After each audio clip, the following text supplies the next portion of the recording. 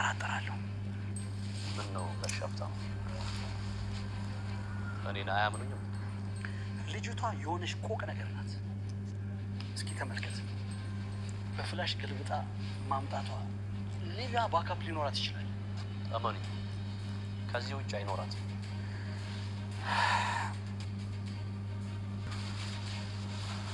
ደስ ይለኛል። ማለትን ማስወገድ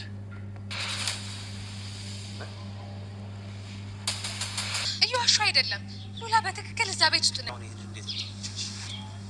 እንዳወኩ ብቻ ከነገርኩ በቂ ነው አይደል?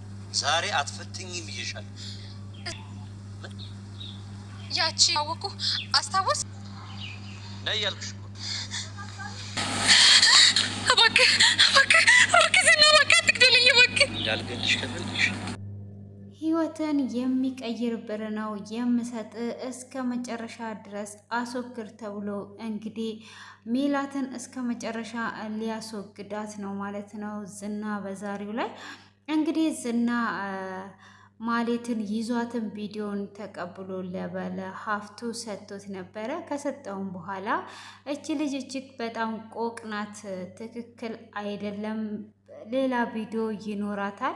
ስለዚህ እኔ ለምን አንድ ስራ ህይወትን የምትቀይርበት አልፈጥርልህም ይለዋል። እሱም ደስ ይለኛል፣ ግን ስራው ምንድን ነው በማለት ሲጠይቀው እንግዲህ ማሌትን እስከ መጨረሻ ድረስ ማስወገድ ነው ይለዋል። እንግዲህ ዝናም እቺ ለእኔ ቀላል ናት ብሎ ይላል። እንግዲህ አንተ የአቶ ካሌብ አይደለህ እንዲ እያለው ነው። እንግዲህ ማሌት እንግዲህ በላለ ብላ መበላት ላይ ደርሷለች ማለት ነው። ሆኖም እንግዲህ የቀጠረቻትም ሰላይ እንግዲህ ማሌት ያኔ ሁሉንም ነገር የነገረቻትና ያየችው ነገር ሀሰት ስለሆነ እነኝም ቤተሰብ አይኔ እያየ ልጎዳቸው አልችልም። እኔ እስከ ዛሬ ተመስግኝና ጎበዝ ብዬ የማልታወቀዋን ራሱ እያመሰገኑኝ ነው። በፍጹም ይህን አልጎዳም እያለችም ነበረ። ሜላትም እንግዲህ ደውላላት ምን አዲስ ነገር አለ? ምን እያረግሽ ነው? ከብሩኬ ጋር ተኛሽ ወይስ አልተኛሽም? በማለት ስደውልላት በፍጹም አልተኛውም፣ እንደዚህ የሚሆን ነገር ነው እንዴ ብላ ትላታለች። ካዲያ ከብሩኬ ጋር ስትላት አረ እንዳይነቁብሽ ደግሞ ብላ ስትላትም ካዲያ እንዳይነቁብሽ ካልሽኝ ለምን በኮድ አናወራም ብላ ትላታለች። እና በኮድ ለምን አናወራም ይባባላሉ። እንግዲህ ቆቂት እየተባባሉ ነበረ። ሆኖም እንግዲህ መድብል በዛን ሰዓት ነበር የመጣባት፣ ዝና በዛን ሰዓት ነበር የመጣባት። ዝናም እንግዲህ በመጣባት ሰዓት እጅግ ደንግጧ ዝና ስትል ኧረ እኔ ዝና አላልኩሽም፣ ምነው ዝና ምላስሽ ላይ ነው ወይ የተመታበሽ እያለቻትም ነበረ። እንግዲህ ዝና አትበይኝ እያለቻትም ትገኛለች ማለት ነው። ሆኖም ዝና ደርሶባት የበላሹን ብር ቀጥ በይና አምጪ ይላታል። እንግዲህ እሷም የምን ብር ነው ብላ ስትለው ከባለ ሀብቱ የበላሹ ብር አምጪ በማለት ይጠይቃታል። እንግዲህ 5 ሚሊዮን ብር የበላሹን አምጪ በማለትም ይጠይቃታል። እሷም እንግዲህ የግማሽ ሚሊዮን ብር የበላሽውን አምጪ ይላታል። እሷም እኔ ብሩን አጥፍቼዋለሁ ብላ ትለዋለች። እዚሁ ጋ ነው የምገልሽ በማለትም አስፈራርቷት ነበረ። ሆኖም እሷም እኔ ብሩን አጥፍቼዋለሁ እባክህን አትግደለኝ ብላ ስትለውም እዚሁ ጋ ነው ገድዬሽ የሚሄደው በማለት እንግዲህ ሊገላት ይላል። ሽጉጡን አውጥቶባትም ነበረ። ሆኖም እንግዲህ ሉላ ያለችበትን አውቃለሁ በማለት ትነግረዋለች። ሉላ የት ነው ያለችው ብሎ ሲጠይቃት ሉላም እነ ብሩኬ ጋር እንዳለች እና እነ ብሩኬ ቤት ደግሞ ሰላይ እንደቀጠረች ትነግረዋለች። እሱም እጅግ ይደነግጥና ይገረማል ማለት ነው። እንዴት ነው አንቺ እንደዚህ የምታደርጊው ብሎ ይላታል።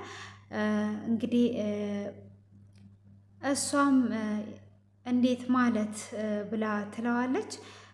ብሩን እንግዲህ በዛ እንዳጠፋችና ሰላይ ቀጥሯ እንደሆነ በዛ ላይ ደግሞ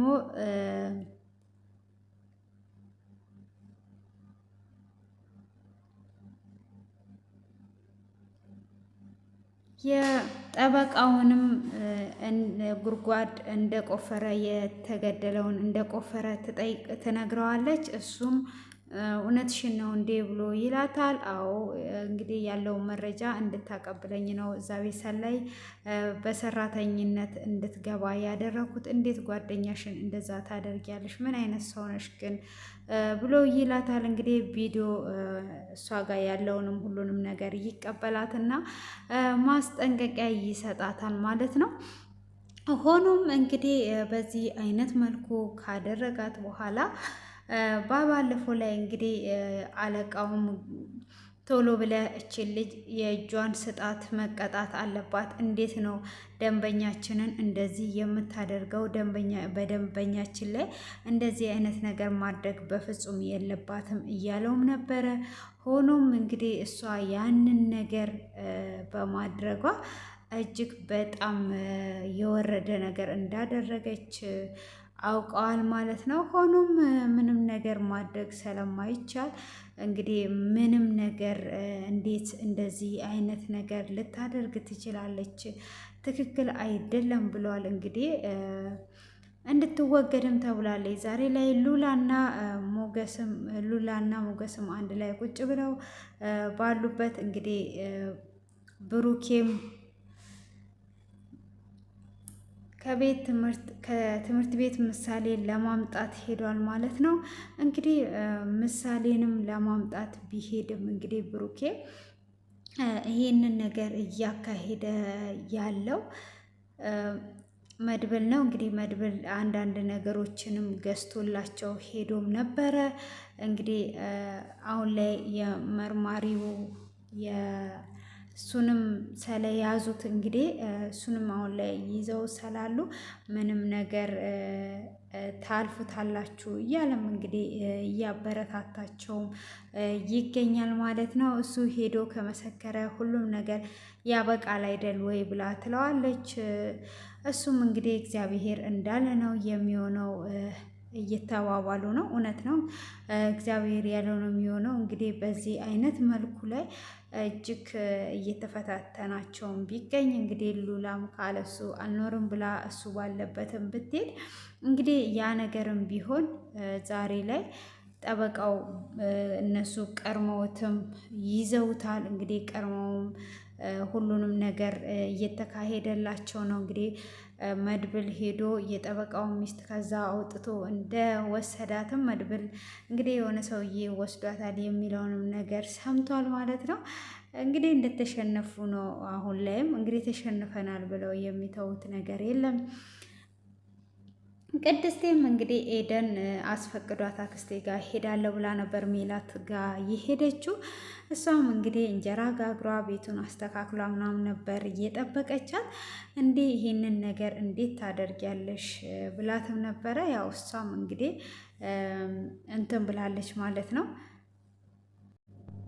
እና እጅግ የሚገርም ነው እንግዲህ ኤደን አሁን ላይ ወደ እነሱ ተገልብጣባቸዋለች ማለት ነው።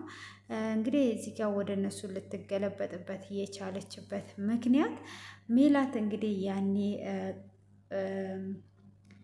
ቅድስት መጥፎ ሰው እንደሆነች ሁሉም ሰው በቃ እጅግ በጣም መጥፎ መርዘኛ ሰዎች እንደሆኑ ነበረ የነገረችው ማለት ነው። ሆኖም እንግዲህ እንደነገረቻት ስላልሆነ ይሄ ነገር እንዴት ነው ወዴት እየሄደ ነው እያለች ነው እንግዲህ በዚህ አይነት መልኩ ላይ ይገኛሉ። ሜላት ግን መቼ ነው የምታርፈው?